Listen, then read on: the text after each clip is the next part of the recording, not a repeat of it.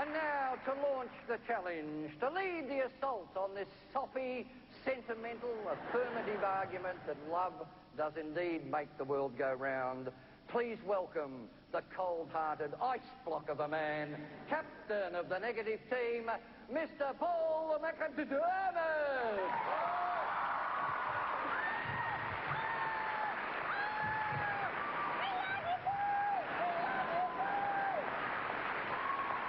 What's the matter, you? Hey, got no respect. Now, that was great. That was great. I would have loved to sing that song. Love makes the world go round. What does that mean? It means those icky feelings we have for each other. You know, the lovey-dovey feelings of, hello, Mrs. Little Pig, hello, Mr. Hairy, that makes the world go round, right? It makes it spin. Well, you would think that at times when we don't love ourselves as much, or there's not as much love in the world, that maybe the world would slow down a bit. Maybe at times during, I don't know, a world war, it might grind to a halt. But no, the world just keeps soldiering on. So then I thought to myself, well, maybe they don't mean the icky emotional love. Maybe their argument tonight's going to be physical love. Makes the world go round. Making love, sex, makes the world go round. And I want to tell you something, people. There are people having sex right now. All over the world, they are doing it. And they're doing things some of us have never even dreamt about. Some of us. And I thought maybe that's going to be their argument. Maybe that is going to be their argument. That this physical love is what makes the world turn. You know, all those sweaty bodies relentlessly pounding into each other. Pounding. And maybe that's producing some sort of gigantic, organic, pneumatic sort of machine that is just pumping energy into the earth. Forcing it to turn on its axis. And I thought all those millions of people must move the world. And the world is pretty big. You know, it's like the mean density of the earth is 5,520 kilograms per meter cubed. The diameter at the equator is 12,756 kilometers. So that's millions of people making that mass move. So I thought, surely if you get two people going at it, hammer and tong, making wild, passionate, no-holds-barred animal sex, could at least move a ping-pong ball. So we started quite late last night, taking it in turns. They're still going out the back. After 12 hours, ladies and gentlemen, nothing had happened. Well, that's not quite true. A lot had happened, but the ping-pong ball hadn't moved. And I've got to be honest with you, after a while, you sort of forget the ping-pong ball's even there. But over the course of the day, if you want to try this yourself, we've got about 500 ping-pong balls backstage. So if you want to try it, you know, with a friend, or if you want to come back to the orgy scientific experiment, then you're more than welcome. So love doesn't make the world go round. What does? What makes the world go round? Anybody? Throw it up. Come on. Anybody? Money. Don't be stupid. Of course not. Money's a unit of currency, people. How can it make the world go? Certainly the Australian dollar couldn't do anything, could it? Quick impression now of the Australian dollar? Ah! It's sort of like the John Denver of money, isn't it? Sunshine, so lovely. Sunshine. Hey, that's a bit of an idea. Just one from out of the blue, a bit out there. How about this? The sun makes the world go round. A bit crazy. I was going to say love makes the world go round. For me, it no longer exists. I've got to be honest with you. It no longer exists. I lost the only thing I ever loved in my life. Gone. But yet, the world still turns for me, ladies and gentlemen. What's the way that we actually see love? What's the best way? For me, it's painting. I look at a painting on a wall and I can see, sometimes I can feel the love radiating off the painting. So is that where love is? Is that what makes the world turn? Well, no, because you can talk about art being all lovey-dovey as much as you want, but really, nothing motivates like hate. Michelangelo, when he painted the Sistine Chapel ceiling, right? He didn't even like God. You lie on your back 20 hours a day with carcinogenic paint spilling into your eyes because you love God? No, you do it because you hate Da Vinci.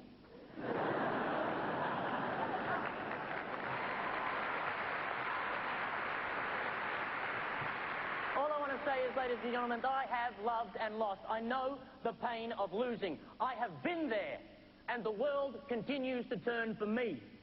Love doesn't make the world go round. Hate might have a bit of a chance. At the end of the day, if you believe in love and you have faith, vote for the affirmative. Do it. But if you've ever been hurt by love, then grab yourself a ping pong ball. And we may not make the world go round, but the earth may move just a little.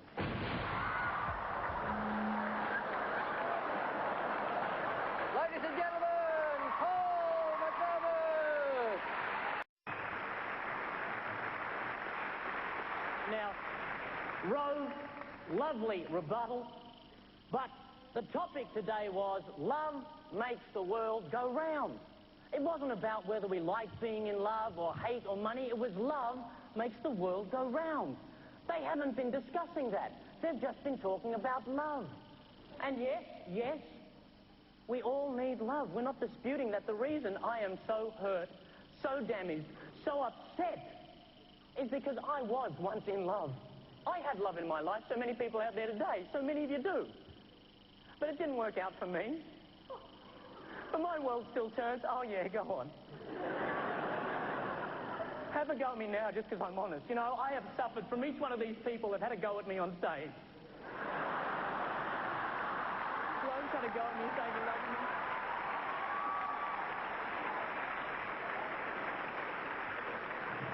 Rose has hurt me emotionally with some of his comments. Margaret pointed out that I was a short man. So she would go out with me so she could beat me up.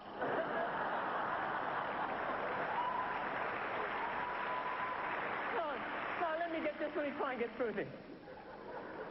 And after that, after this team of love brutalized me twice with words and vulgarities and made me feel infinitesimal and abused, Ross Noble kissed me.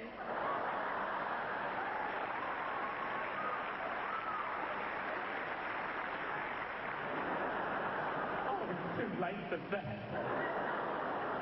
They can talk about love, ladies and gentlemen, but when it comes down to it, they exhibited hate, loathing for one person.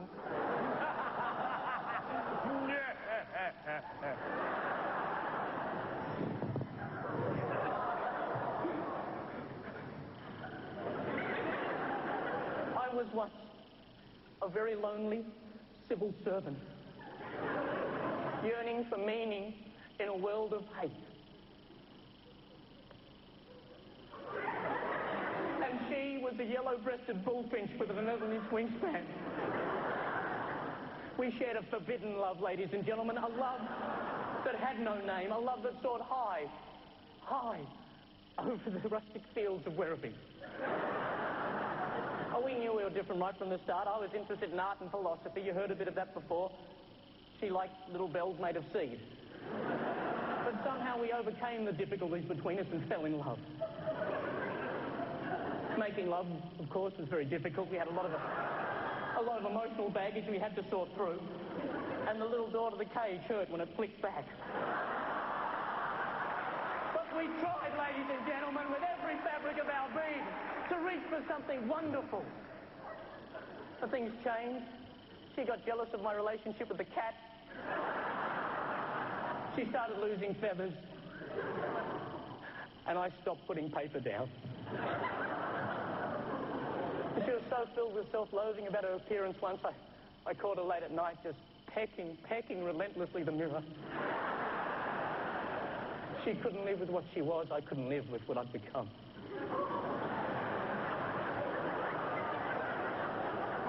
So I made a decision then, ladies and gentlemen. I opened the little door of the tiny home that was our cage, and I gave her freedom. She flew out of my arms and straight into a window. Yeah, go on, laugh. I have not seen her since that day. I have lost love, and yet the world still turns. If I still had my love, my little bullfinch, then I think I would believe what they're saying. But I don't. I've lost the love of my life, and yet the world continues to turn. Thank you. Wait, did you hear that? Everyone, be quiet. Stop clapping, please. Just listen, listen. There she is. Oh, she's come home. Come here, honey. I'm waiting. Honey, come here, darling. Darling, come here. Watch out for the...